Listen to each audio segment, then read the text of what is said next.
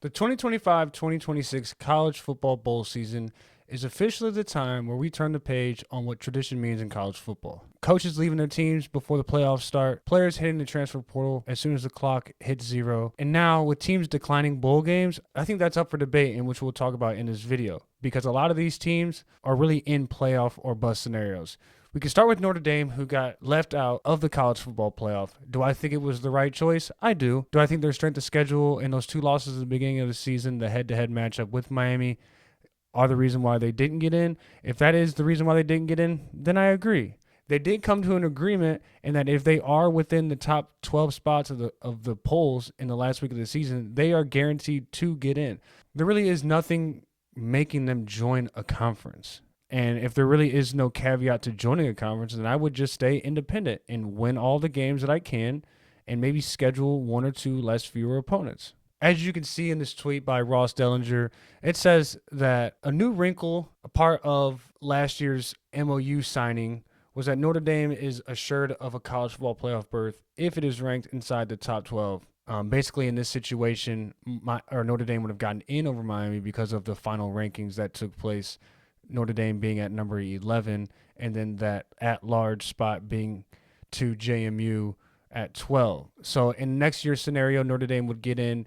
Do I necessarily like this quote-unquote agreement? No, not really, because I think it takes away the integrity of the playoff, and it gives them kind of an out to, one, have a weak schedule during the regular season, and two, not join a conference and play in that conference game where other teams such as BYU were left out of the playoff for losing a bowl game or losing a conference championship game. So I don't think it's necessarily the most fair thing, but we know what it is with Notre Dame. They're going to get their overly fair shot at making the playoff and getting a big-time game because of Notre Dame. They're a huge brand, and them even declining a bowl game, I would say, is actually very interesting because that money and that sponsorship money that they would bring to their bowl game that they'd be matched up in is now gone, and now it's over. And that team or that company that's sponsoring this bowl game is not going to see basically the direct benefit of Notre Dame not being in their game. And so I think it's really unfair to the sponsor that doesn't get the eyeballs that Notre Dame brings. But this is the new world that we live in. And if Notre Dame feels like they got disrespected and left out of the playoff and they want to take their ball and go home and not play anymore, I guess they have the right to do so. There's no one telling them that they can't. They don't have a conference fining them $500,000 like Kansas State and Iowa State, who both had legitimate reasons really not to play. Half the team is in the transfer portal. You've got an all-new coach who is now taking half of the staff with him, Matt Campbell to Penn State. Here's my thing on the bowl games. A lot of them are irrelevant. Yes, I understand that. Draft reasons, NFL Combine reasons are not playing in these bowl games anyway. That's been a thing of the past for a long time now. Guys have been not played in bowl games. That's nothing new. A caveat that is new this year is guys only playing 4 to 5 games and not burning their red shirt and hitting the transfer portal if things don't go their way. And so a lot of tradition, a lot of things that we deemed as normal are not happening anymore in college football. A lot of this has to do with the transfer portal window and it being so tight and being in such a bad spot that you're not giving players or coaches any time to really do anything or make any decisions out of integrity. So Lane Kiffin has to go to LSU to get the ground started on his recruiting trail to even have a successful 2026-2027 season. And a lot of these players who are leaving their teams and saying F the bowl games have to do this. We saw Bo Papula last year had to hit the transfer portal after he left Penn State to go to Mizzou because that was the only choice that he had. He had to bail on his team. So you get these players and coaches who have to look like the bad guy when ultimately it's up to a committee and the NCAA and everybody else governing college football to make the rules better, to not vilify these coaches and players against the fan bases, all in the name for some drama and for some clicks and for some articles. Yes, the game against Ole Miss and LSU next year is going to be absolutely amazing. Must-see TV, and it's at Ole Miss. Who knows what's going to happen in that game? But I can tell you what, it makes for good TV, it makes for great ratings, and it seems like that's what college football is heading towards. Now, Texas versus Ohio State in week 1, we're probably not going to get that anymore considering what the College Football Playoff Committee is rewarding.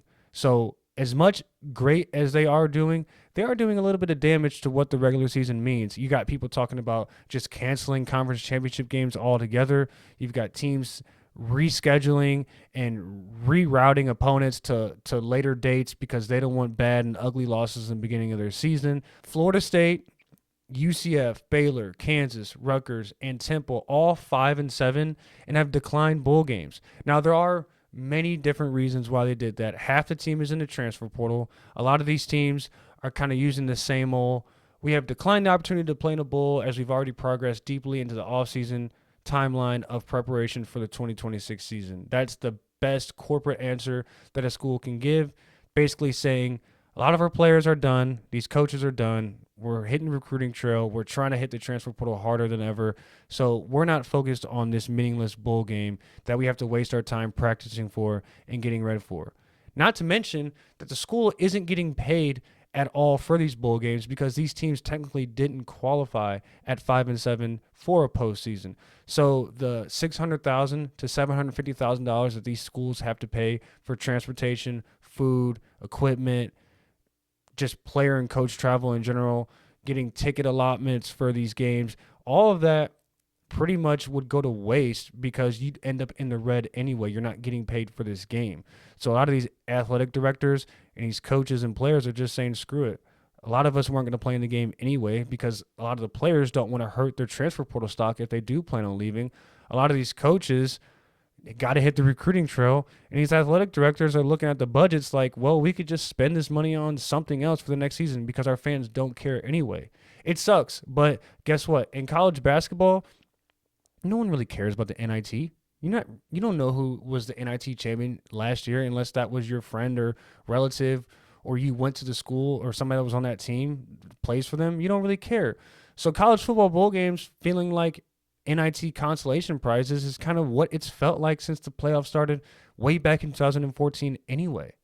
So the playoffs being 12 teams this year, it's going to be 16 in 1 or 2 years, and bowl games are going to be even less relevant after that. To answer the question of do you think bowl games will go away, I do. I do think that when 16 teams get announced for the college football playoff at some point in the future, that teams are really just going to be playoff or bust at that point, and players aren't going to care enough to play in those games. It's really about the players. If 20 of your guys after the final game of the season are hitting the transfer portal, they've already been thinking about it for a couple weeks, so they've already mentally checked out.